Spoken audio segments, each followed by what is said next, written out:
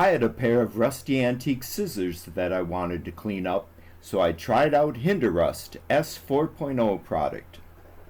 The scissors were pretty rusty and barely moved when I tried to use them. I coated both sides with Hinderust S4.0 aerosol spray can and allowed to soak in. The scissors were then lightly scrubbed with non-abrasive pads. On heavily corroded items, you can repeat if necessary. Hinderust can be allowed to soak on metal for extended periods. It does not have solvents, is non-flammable, and doesn't evaporate.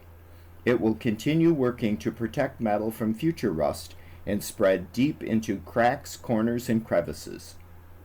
The metal changed colors, the rust was gone. It was looking shiny again with little effort, and the scissor blades moved freely again.